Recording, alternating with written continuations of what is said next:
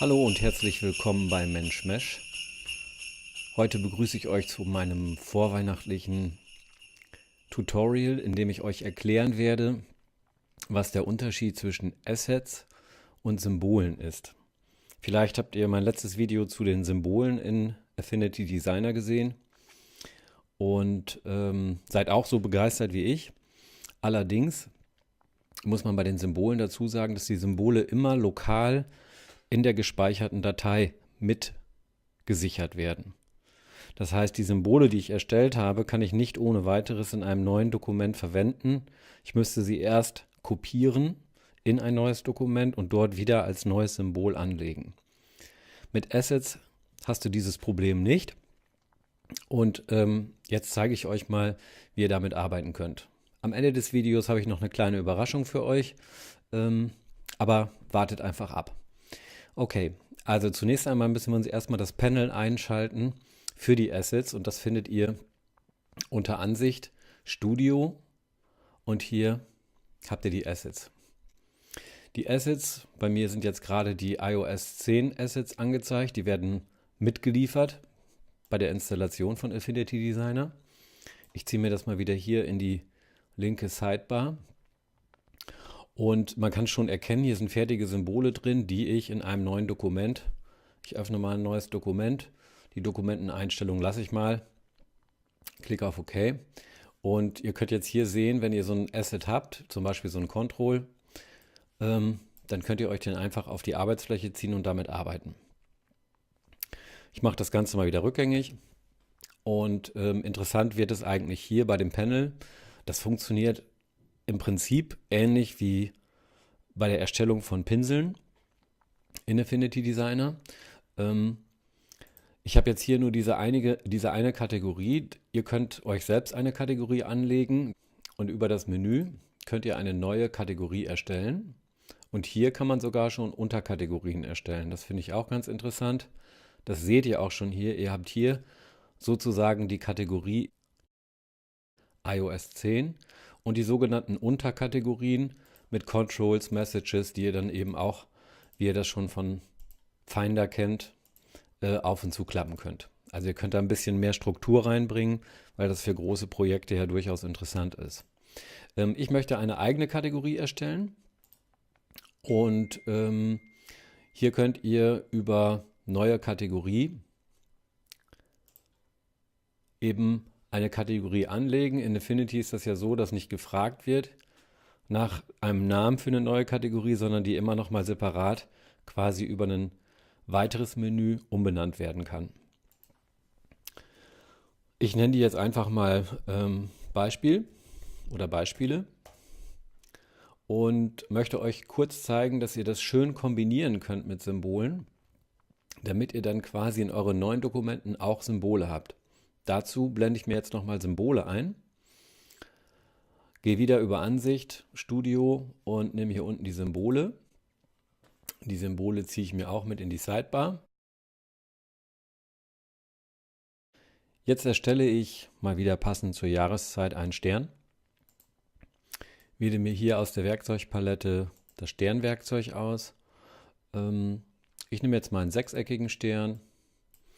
Und mit gedrückter Shift-Taste ziehe ich mir jetzt diesen Stern auf. Den möchte ich noch ein bisschen über die Anfasser verändern.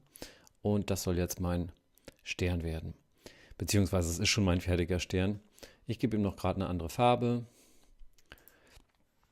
Und aus dem Stern möchte ich jetzt ein Symbol machen, wie in meinem vorherigen Tutorial. Der Stern ist bereits selektiert oder ausgewählt. Und ich klicke jetzt einfach hier auf Erstellen.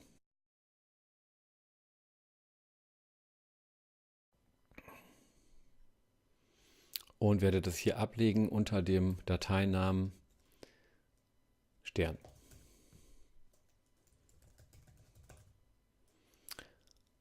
Speichern. So, jetzt ist dieses Symbol nur in diesem Dokument vorhanden. Und das ist etwas, was mir quasi missfällt. Ich schließe mal das Dokument mit Command W. Jetzt sieht man das Symbol hier noch. Sobald ich ein neues Dokument öffne, wird dieses Symbol verschwinden. Ich erstelle ein neues Dokument, Command N. Okay. Und wie ihr seht, ist jetzt das Symbol verschwunden. Wenn ich es wieder haben wollte, müsste ich in die alte Datei rein und so weiter und so fort. Das Spiel kennt ihr, das Rüberkopieren, das ist im Prinzip wie aus anderen Dokumenten Dinge hin und her kopieren. Jetzt zeige ich euch aber, wie ihr das mit den Assets anstellen könnt, weil das ist eine ziemlich praktische Sache. Ich schließe dieses neue Dokument, öffne wieder das alte, dieses Sternbeispiel und habe hier mein Symbol. Jetzt möchte ich dieses Symbol als Asset speichern und das ist der große Unterschied. Assets sind im Vergleich zu Symbolen global. Das heißt, die werden im Hintergrund mitgeladen, beziehungsweise kann ich direkt auf die Assets in jedem neuen Dokument zugreifen. Dazu wechsle ich jetzt einfach hier in das Panel Assets und ich hatte hier schon mal diese Beispiele gesehen. Hier oben haben wir die Kategorien und ich nenne jetzt mal, oder ich habe das ja schon Beispiele genannt. Die Frage ist, wie kriege ich jetzt dieses Symbol da rein? Ich kann das mit der Maus nehmen, hier hinziehen und da seht ihr schon diesen kleinen Streifen, loslassen und mein Element ist drin. Die sind nicht wie Symbole beschriftet, beziehungsweise ich kann sie beschriften, aber es wird nicht hier in der Palette angezeigt.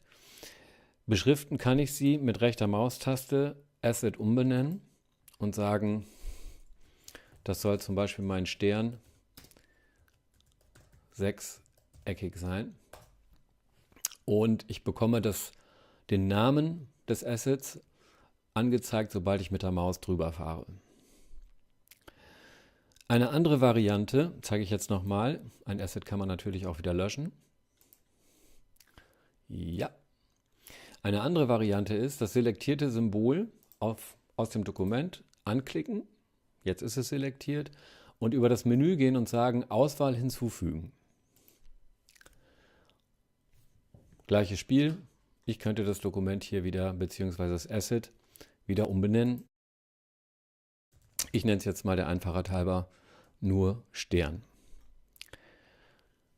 Eine ganz tolle Geschichte ist, dass man diese Assets jetzt weitergeben kann. Wenn ich also in einem Projekt arbeite mit anderen Personen oder selber mir auch Sicherungen von meinen Assets anlegen möchte, kann ich meine eigenen Kategorien exportieren. Das funktioniert wieder hier oben über das Menü und zwar wird, wenn ich jetzt in meinem Fall Assets ausgewählt habe, wenn ich jetzt auf Exportieren gehe, wird die Kategorie, hier Beispiele, exportiert. Das zeige ich mal. Ich nenne das jetzt mal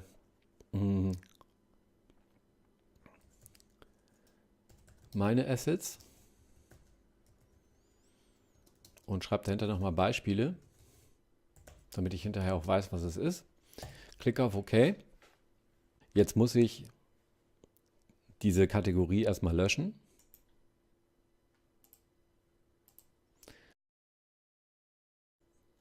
Möchte ich das wirklich löschen? Ich kann es nicht widerrufen, sage OK. Guck da rein, da ist nichts in Assets, in iOS ist natürlich alles noch drin. Habe hier meine Assets. Auch diese Hauptkategorie Assets kann ich löschen, mache ich mal, weil die wird nämlich neu angelegt und sage Kategorie löschen, ja. So, jetzt habe ich nur noch iOS 10 und jetzt möchte ich meine gerade erstellte Sicherung oder mein Export von den Assets hierüber importieren. Ich klicke hier auf diese Datei, meine Assets Beispiele, klicke die doppelt an und jetzt habe ich hier meine Hauptkategorie Assets und hier meine Beispiele. Hier kann ich natürlich auch noch hingehen,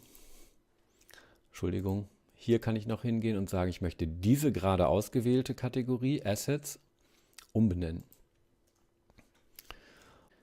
Meine Beispiele. Und jetzt habe ich eine eigene Kategorie und eine eigene Unterkategorie. So, wenn ich jetzt das Dokument schließe, ist der Stern genau wie bei den Symbolen noch da. Hier ist nichts da, beziehungsweise hat er den jetzt aus dem letzten Dokument noch angezeigt. Wenn ich ein neues Dokument erstelle, verschwindet das hier aus der Symbolpalette, aber in den Assets ist es noch drin. Und hier kann ich es jetzt einfach per Drag and Drop nehmen und auf meine Zeichenfläche ziehen. Das Schöne daran ist, weil wir es vorhin erst als Symbol gespeichert haben, dass es jetzt nach wie vor ein Symbol ist. Wenn ihr nur eine Gruppe nehmt, ist natürlich die Symbolfunktion weg und diese Symbolfunktion müsstet ihr quasi nochmal neu über die Symbolpalette erstellen. So erhaltet ihr quasi die Symbole. Ich schaue jetzt mal in die Symbolpalette und siehe da, das Symbol ist wieder da. Das war mein Thema Symbole. Jetzt kommen wir schon zu meinem kleinen Geschenk. Obwohl ich mit dem Tutorial noch gar nicht zu Ende bin. Ich möchte euch heute nämlich auch noch kurz zeigen, wie ihr ein wiederkehrendes Muster, ein sogenanntes Pattern erstellen könnt. Dazu habe ich auch schon mal ein Video gemacht. Aber anlässlich des bevorstehenden Weihnachtsfestes möchte ich euch ein paar Symbole schenken, die ich schon in Affinity Designer gezeichnet habe und euch zeigen, wie ihr daraus ein Pattern erzeugt. Okay, wir schließen alles wieder. Ich möchte nicht speichern. Ich möchte in meine Assets, ich möchte hier meine Kategorie, meine Beispiele entfernen, löschen. So, und jetzt zu meinem Weihnachtsgeschenk an euch. Vielen Dank für eure ganzen Abonnements. Ich habe für euch vorbereitet eine Asset-Datei. In der Videobeschreibung findet ihr einen Link, wo ihr euch diese Assets runterladen könnt. Ihr geht jetzt über dieses Menü auf Assets importieren und hier in der Datei Xmas Affinity Assets findet ihr diese gezeichneten Symbole. Und damit möchte ich euch jetzt zeigen, wie ihr ein Weihnachtsmuster erstellen könnt. Das Ganze mache ich im Schnelldurchlauf, weil ich habe ja schon mal ein Tutorial zum Erstellen von Pattern oder Mustern in Affinity Designer erstellt. Das Tutorial verlinke ich dann auch in der Videobeschreibung.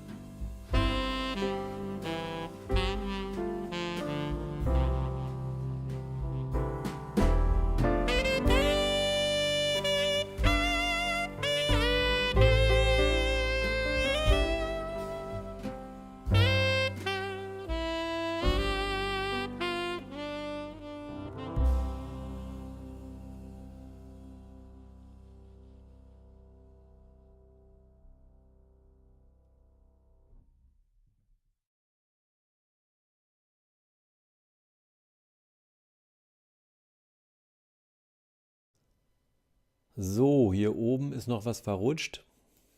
Markieren wir mal gerade alles. Ich vermute, dass das insgesamt einfach nur nach unten gerutscht ist. Genau. Und jetzt müsste das wieder hier unten auf 00 stehen. Und das war's. Mit der Tabulator-Taste gehen wir in die Vollansicht. Mit Command 0 können wir es nochmal vergrößern. Und ich wünsche euch ein gesegnetes Weihnachtsfest, vor allen Dingen ein friedvolles. Und alles Gute für 2017. Bleibt mir treu. Ich freue mich über jeden Like. Ich freue mich auch über konstruktive Kritik oder Wünsche, die ihr an mich richtet. Ich kenne mich nicht mit allem aus und ich mache das auch nur hobbymäßig. Aber ich finde es immer eine Herausforderung, irgendwie technische Dinge herauszufinden. Herzlichen Dank und bis zum nächsten Mal bei Mensch Mesh.